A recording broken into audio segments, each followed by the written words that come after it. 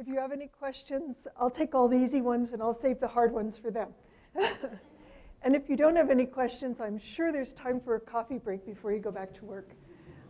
So. Yes? I hope this is an easy one. I'm Paul Keane, and I'm in English.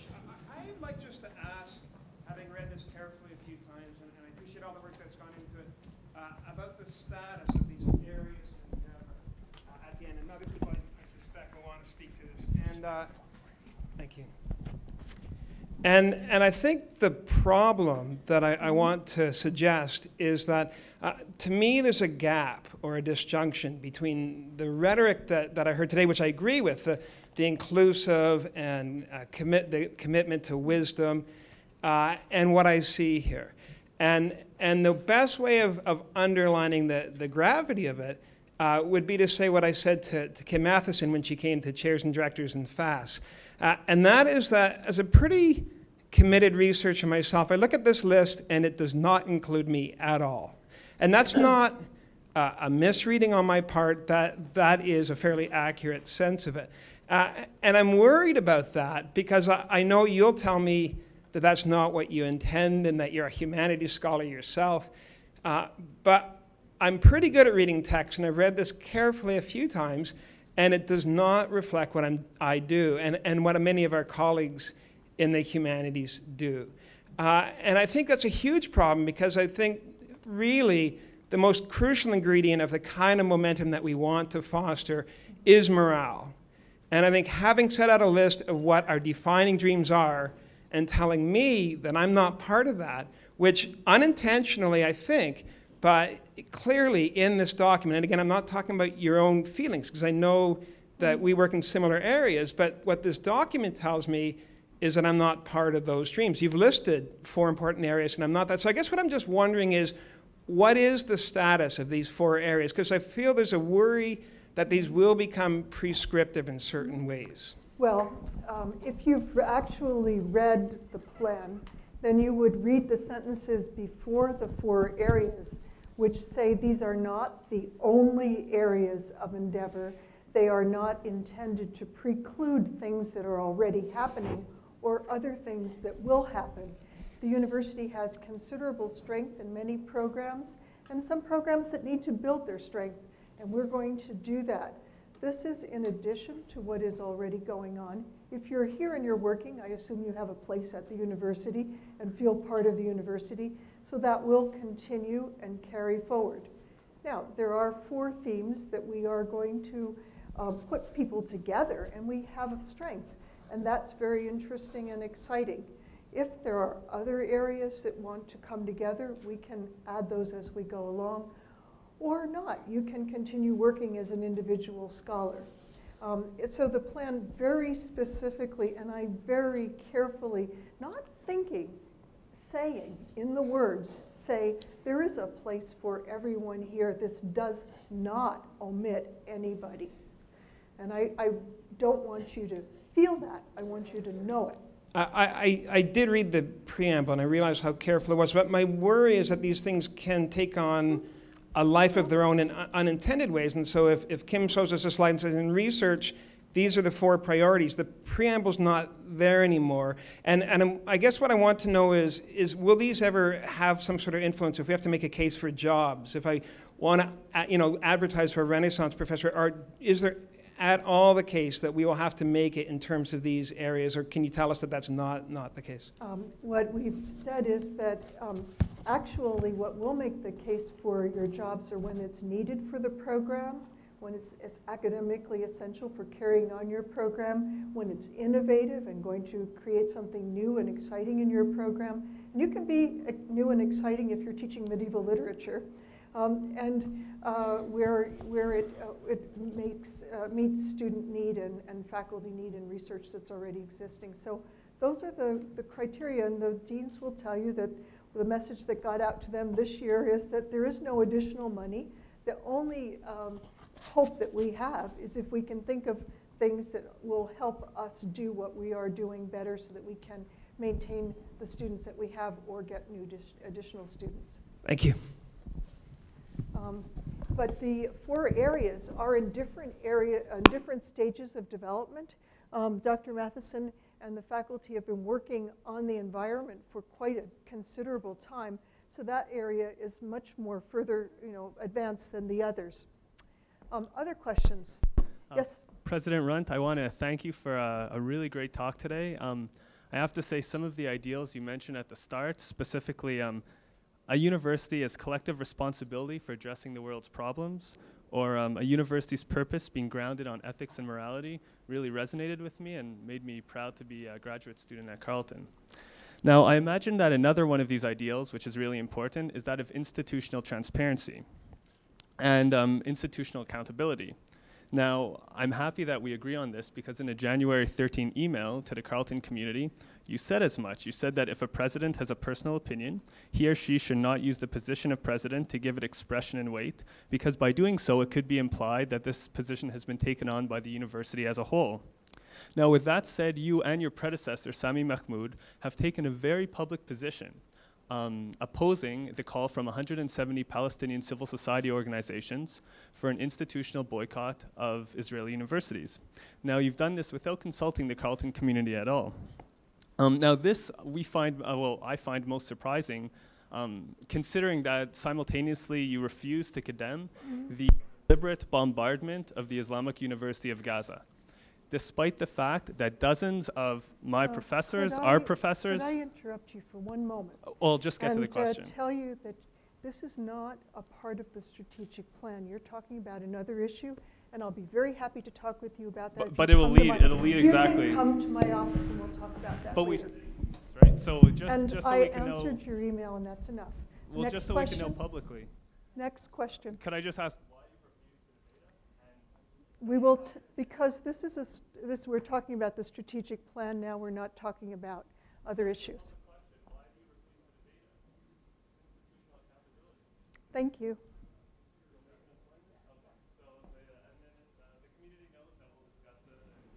You're welcome to come to my office and we'll talk about it.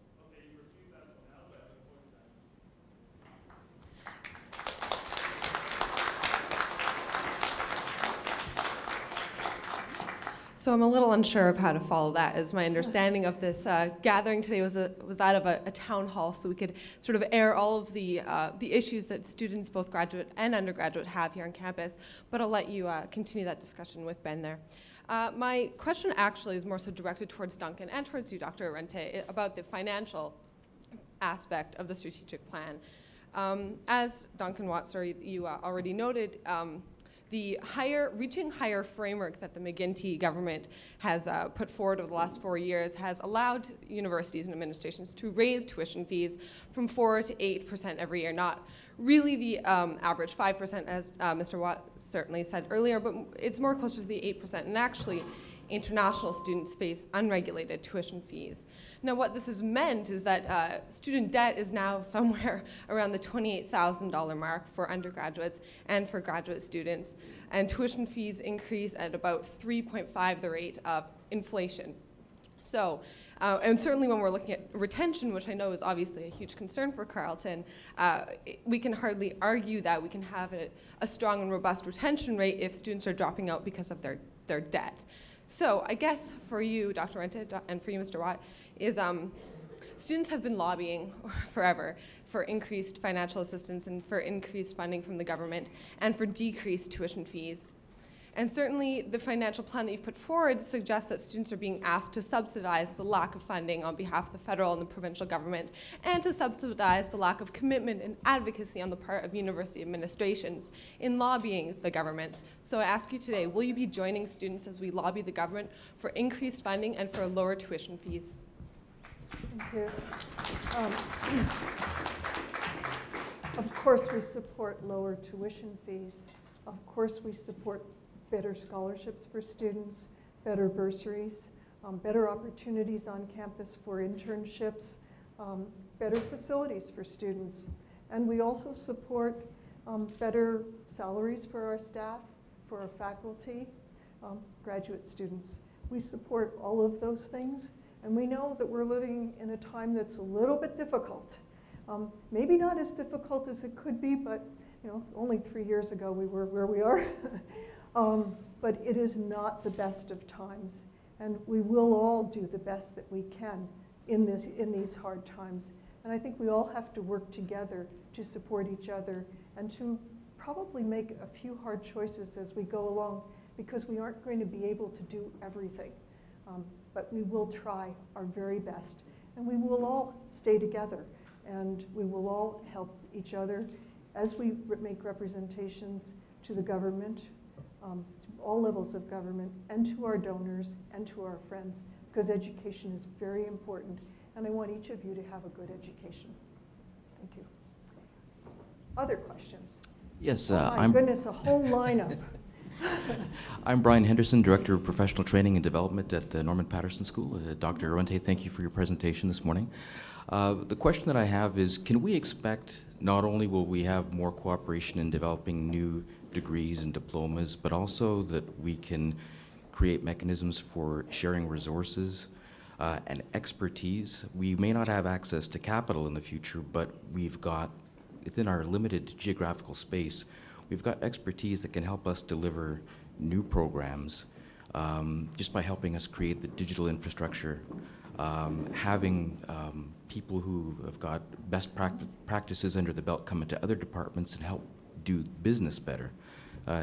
Is that something that we'll also expect out of this plan? The answer is yes. Okay.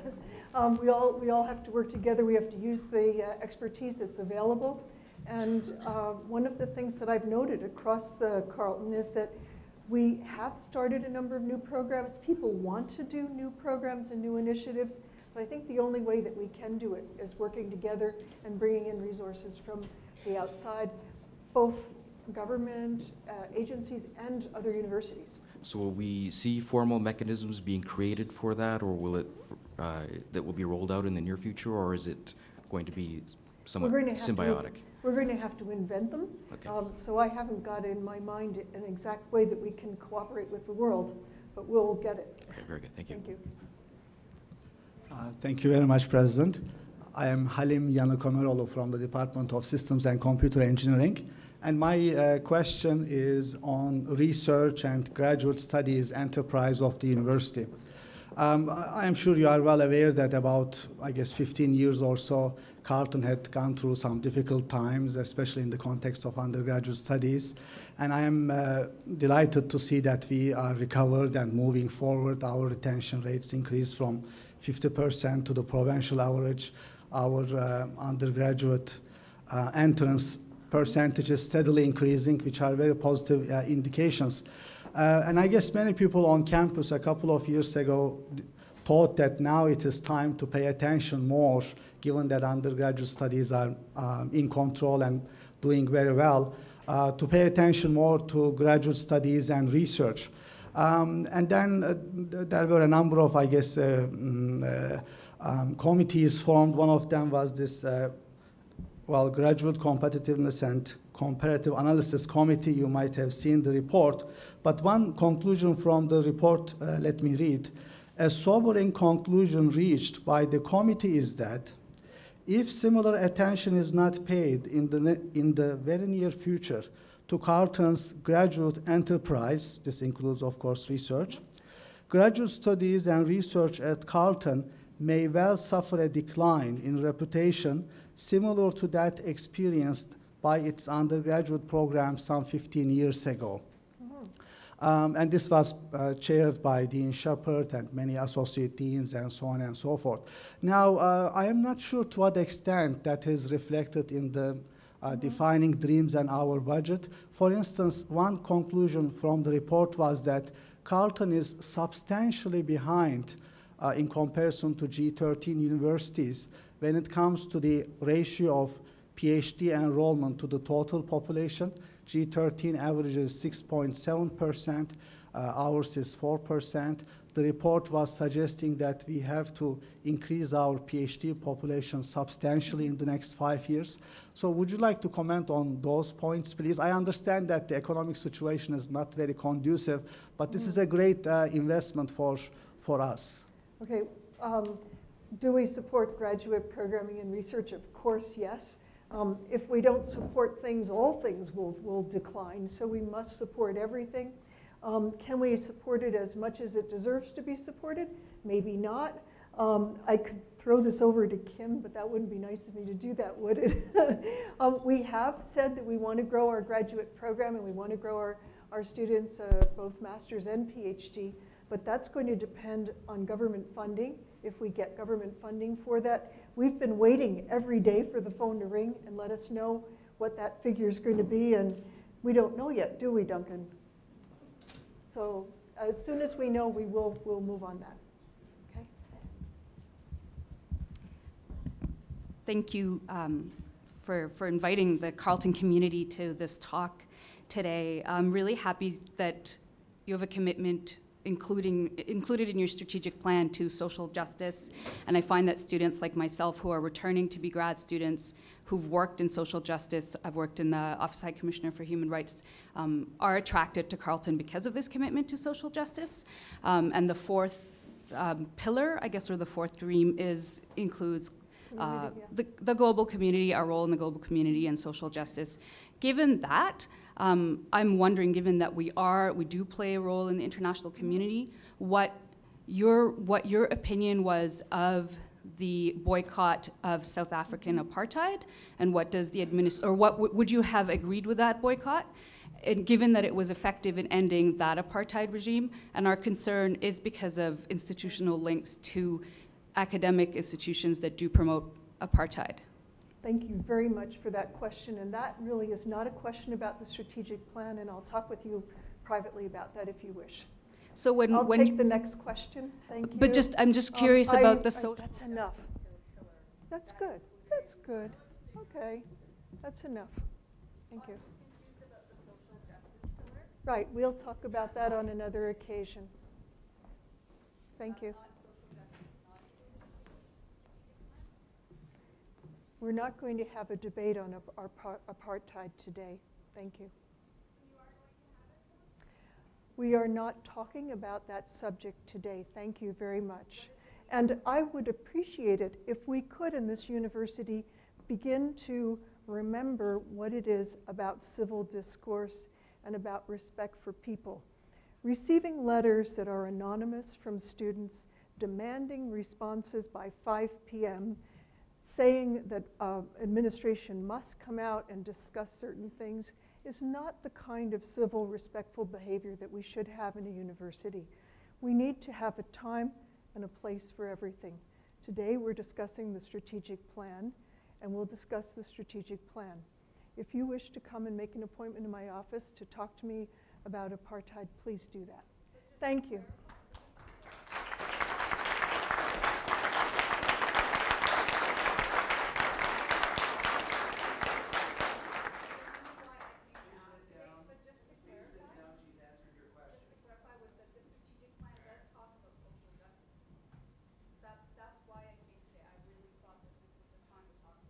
Thank you.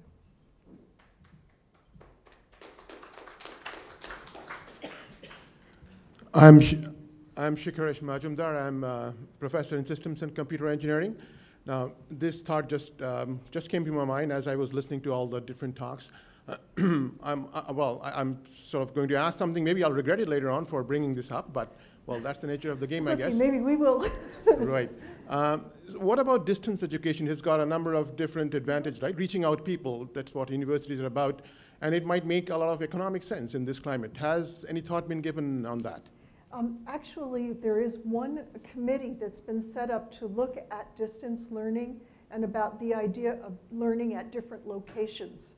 And Carleton started off a number of years ago being ahead of the curve with the CUTV.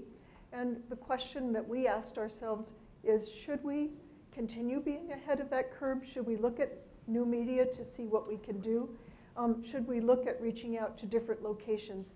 And we understand that anything that we do there is going to cost money, and we'd have to do a business plan to see if it's worthwhile. And we also have to see if there's enough faculty interest in it. But if there is, that is a possibility, and it's in the plan. Thanks. So I think we've had a good discussion today, and I really thank you for so much of your time, and look forward to working with you in the future on the plan. Thank you.